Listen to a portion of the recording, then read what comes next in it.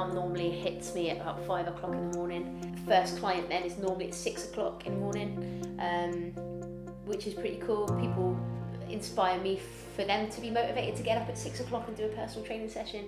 In my experience, if you don't do the work yourself, then people don't quite respect you as much. So if people can see, especially in classes, that your technique is, spot on, that you're fit, that you can do things well, I think that's a massive motivator for other people. If you didn't practice what you preach, I suppose people wouldn't want to come back to classes, I suppose. So yeah, another big thing for me is trying to keep things fun as well. Like, some classes you go in and they can be a bit mundane and your mind wanders and you watch the clock in an hour every 5 minutes kind of dragging on. But for me, I think the key is distraction. If you can make things fun and a little bit more entertaining, then people are going to be feeling like they need to leave quite so quick, which tends to keep people coming back, which is cool. I'm a personal trainer at Bannatyne's gym at Newport. I've been training for a few years on and off, not really taking it seriously, and then I just said to myself one day, I come to the gym 4 or 5 days a week, but just to stay fit. But then I wanted something a bit more. I wanted to give myself a goal to aim towards. The most benefit out of that job is just seeing people getting the results that they want, seeing the gratitude from them. But the best part of the job is getting the feedback back from each client and getting their personal goals achieved. So I do a lot of Les Mills, so I've just recently been qualified in body pump, and also do RPM, plus I do just your basic sort of spin, kettlebell, circuits and boxercise classes.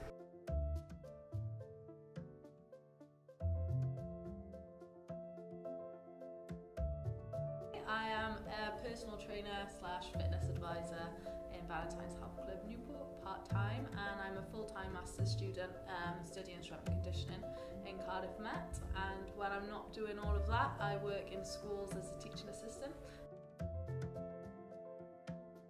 I think I get a lot of enjoyment out of my own training. I feel like doing the kind of sessions I do helps me understand putting things in place for other people to do it. So I kind of need to go through processes myself to know how clients and stuff would feel when they were doing it. It's not just an hour PT session I spend with somebody, it's hours of programming and what they should be doing all week. I do love it, it's great, but I'm now going down a different path again. I've had a lot of injuries, I got quite unlucky. Because of the injuries I've had, I can't do certain qualifications. That means I would get high-end jobs within strength and conditioning. So I have redirected my kind of career back into schools now. Well, for me, I've always loved health and fitness, like any kind of sport and stuff growing up.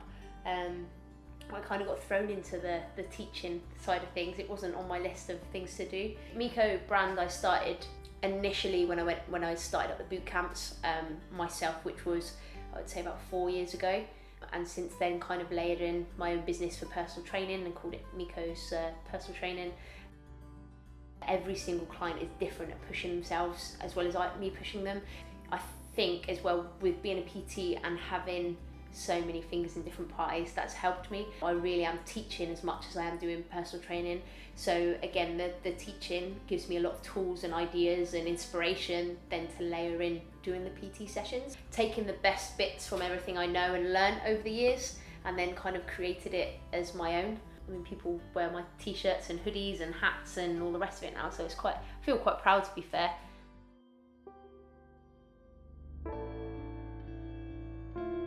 It all started when I was in the army.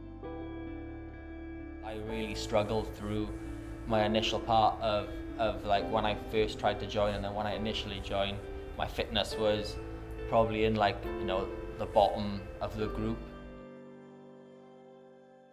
I was always like, right, I need to improve on this. And I always remember I got there on my army selection day and I couldn't do one pull-up. And that was something I always wanted to do, was be able to do pull-ups from that stage onward. So I just did every night, 50 press-ups, 50 sit-ups, as many pull-ups as I could. And then I go to bed, and I wake up in the morning and I do the same. By the end of training then, he was up in the top tier of the fitness levels then, just by having that little bit of drive, but having that doubt at the beginning, knowing I couldn't do it, to then make me better myself by not want to be at the bottom of the group anymore. So when I first joined the army, I hated fitness. The only fitness I ever did before then was playing rugby and doing cross country in school. That was the only fitness I ever knew. And then when I joined the army, it was a complete shock then. It was just, you know, high intense circuits, long runs, and then I hated fitness at that point because I was unfit. When I started to get fitter and fitter by being brought on by trainers there, that's when I started to get, you know, the love for it then, because he was just shouting and screaming at us. Once I pushed myself past those barriers and he was the one doing it, that's when I looked up to him then and respected him as a trainer, and that's when I thought, that's what I want to do.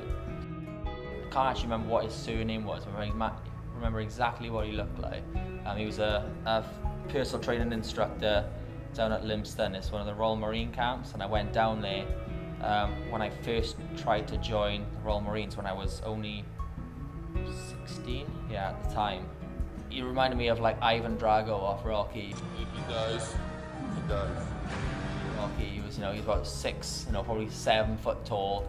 He was like built like never seen before. He was lean as hell. He was huge, bright blonde hair, bright blue eyes, and all I just remember him was that I was crawling through this tunnel, half filled with water, crawling through there. My knees were all cut up, my hands were all cut up, and I was like, I can't do this anymore. And he was on the other side of it. I could just see his head, and he was just screaming abuse down this tunnel at me. But it was motivational at the time. He was trying to get the aggression out of me to then just get through that tunnel and get it done. And then he was the one that pushed us through training all through it, and I can't remember the name of him for the life of me though.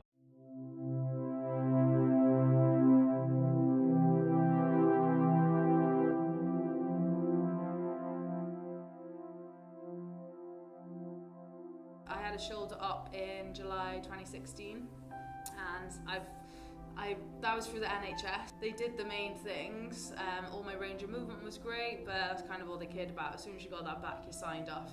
They didn't rehab me to the level that I needed to be back playing pro sport, so missed out on loads of opportunities. Seeing all my friends playing on TV, it's like annoying that I know I can't be there anymore. One day maybe I'll get back into it, who knows.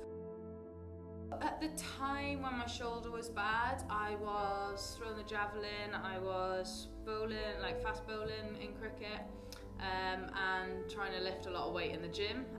That was like early on in my weightlifting career, so I was lifting crazy weight, but my technique wasn't great.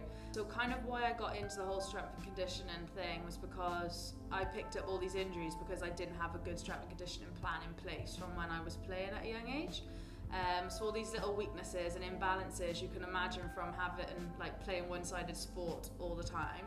So I've got a really strong one side, really weak other. It's just an imbalance, something overworked where it shouldn't have. Lifted too much weight, then I didn't rest it, carried on training because I just love it so much I couldn't stay away from it at the time. Learned the hard way, and rest is best if you're not feeling great. It's not going to kill you to take a day or two off the gym. It's not going to kill you to take a week off the gym. You're going to come back stronger. It does consume your life, and it has, for me, changed me over the years, I would say, to be someone different than I was when I first sort of got into the industry. I've never ever once ever thought in all of my 12 years of being an instructor and trainer that I want to do something else. No way. It's always been, every day, it's always what I wanted to do. My life as a whole, I kind of can't live without it now, so I suppose it is part of me. You know, if I was to not train for a week or so, then I would probably be quite grumpy about it. I feel myself get a bit anxious and like, oh, I need to exercise. So it's a passion and a hobby and a job. I would say it does come under one roof.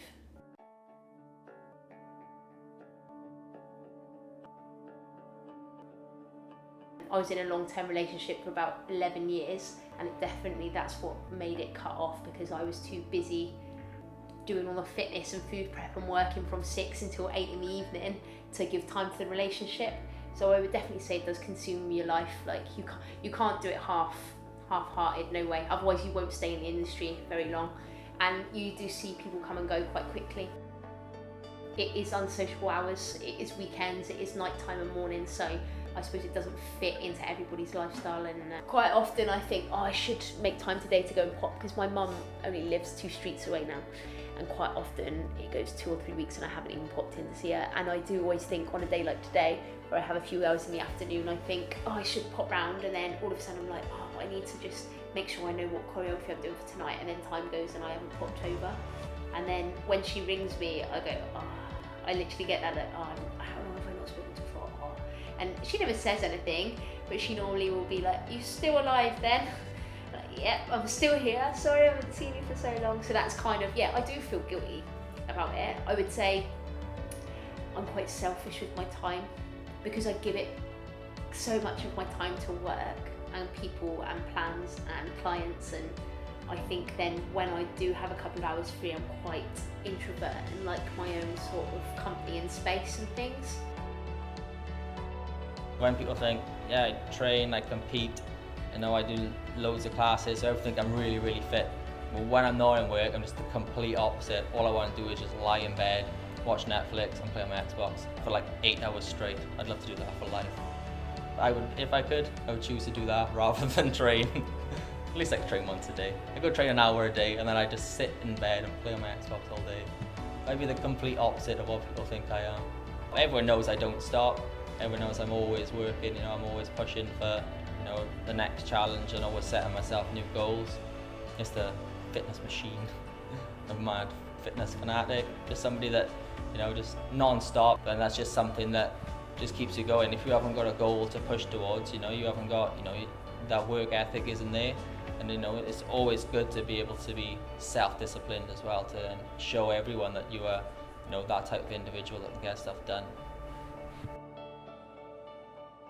The thing is, people don't understand that, like, this whole weight loss or weight gain or just even maintaining your weight, it's not just about one day a week, focus everything on, oh my god, I can only eat 1200 calories today. Where did that even come from? People don't understand, and they read into all this stuff they see on social media or they see in magazines. They're like, oh, I have to limit myself to this. I'm like, what are you doing? You need that much food just to breathe, just to be alive, let alone all the excess energy you expend when you come to the gym or just walking around. Thinking about things is energy you need. So this whole no carb this and low fat that is rubbish. And it winds me up. Oh my god, peanut butter is everything. Almond butter is also great, and there's a brand called Peanut Butter Co. that do all chocolate peanut butter. Oh my god, I can eat we shouldn't talk about food, I get so excited.